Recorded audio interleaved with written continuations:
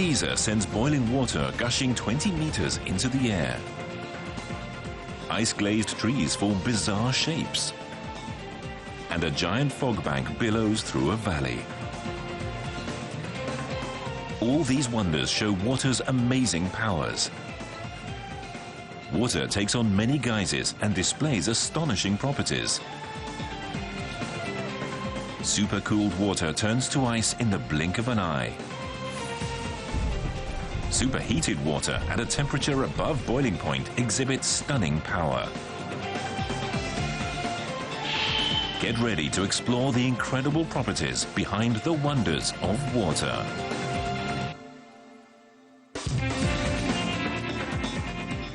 Hello. Hello. This is Science Zero. Today we'll be looking at the wonders of water. About 70% of the Earth's surface is covered with water. This has led some people to call it a water planet. Yes, and water is where life originated. Water is a familiar part of everyday life. Water is familiar, but it also has many surprising properties. For example, when water becomes ice, changes from liquid to solid, its volume increases. It also has a large heat capacity. Water has remarkable properties like no other substance. Yes, water is amazing. Yasu-san, what do you think is its most important characteristic? I wonder. The fact is that it can exist in 3 different states under conditions found on planet Earth. 3 states? Yes, liquid water that flows in oceans and rivers, ice and snow at high elevations and latitudes, and as a gas in the form of water vapor in the atmosphere. No other substance switches between these states in Earth's ordinary environment. And when water changes state, it exhibits amazing properties that we don't normally see. So today we'll be looking at the wonders of water. We begin in New Zealand. That's where we'll find an example of superheated water. The town of Rotorua in northern New Zealand. It is one of the world's most active geothermal zones.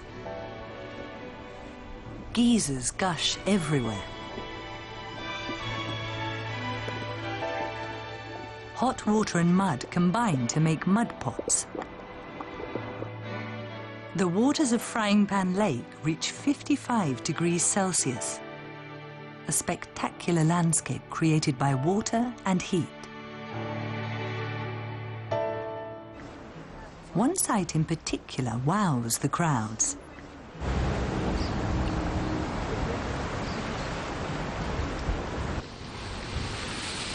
Pohutu Geyser, the world's largest geyser by volume.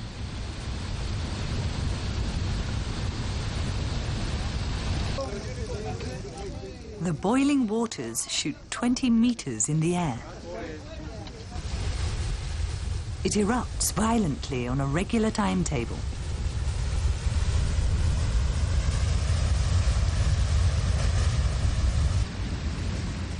How long does each eruption last?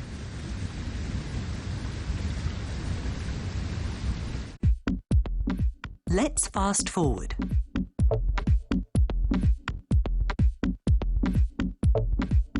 Pohutu Geyser's eruptions continue for more than 3 hours. Each eruption spews out around 200,000 litres of water. That's as much water as the average Japanese home uses in a year. What mechanism causes the geysers to send hot water jetting out of the ground?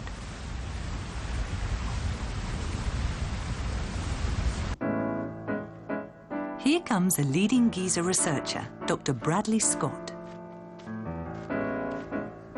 He believes that a distinctive subterranean formation causes hot water to erupt from the geysers.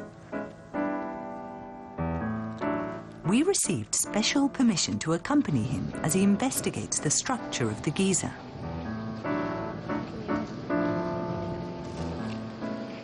So this is Prince of Wales here, and this is one here, and one back there for Pahutu. The vents are only 20 centimetres across, surprisingly small. In fact, the small size of the vent is important.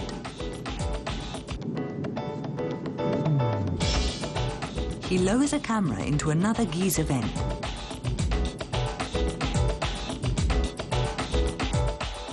The vent runs straight down.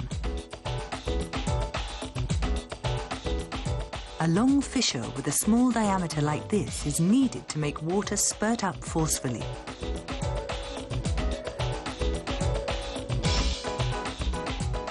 Dr. Scott also believes there is a large underground reservoir at the end of Pahutu Geyser's long, narrow holes. The critical feature of the plumbing is having a chamber of the right dimension and then a small tube that is feeding out of it that the water can be forced from to feed to the surface. I've never seen one in real life. The height of that geyser eruption was impressive. It was surprising. So how powerful is a geyser? We have something that will help us get a sense of it. Let's take a look. Oh my! Wow! That really is powerful. This is a simulation of the Pahutu geyser. It reaches 20 meters. We're dwarfed by it. There must be an enormous amount of energy to push the water that high. Yes, now, Dr. Scott mentioned that the key to the mechanism behind geysers is the structure of the Earth below the surface. This unique structure is made of narrow fissures leading to an underground reservoir. How does such a structure give rise to mighty geysers? Well, let's watch and find out. At Kyushu University Graduate School, an experiment recreates a geyser. Professor Atsushi Toramaru, an expert in volcanology, constructed the apparatus.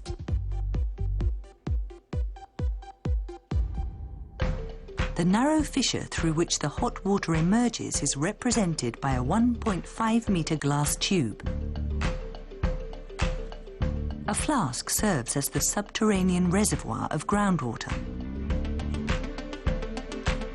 This setup reproduces the geology of a geyser. First, a heater representing geothermal heat is used to heat the water. The temperature of the water approaches 100 degrees Celsius. The heating continues. Finally, the temperature of the water exceeds 100 degrees Celsius. However, the water doesn't spurt out. Bubbles form and quickly vanish. The water temperature is over 100 degrees Celsius. Why doesn't the water boil? Meanwhile, the surface of the water in the glass tube is bobbing up and down.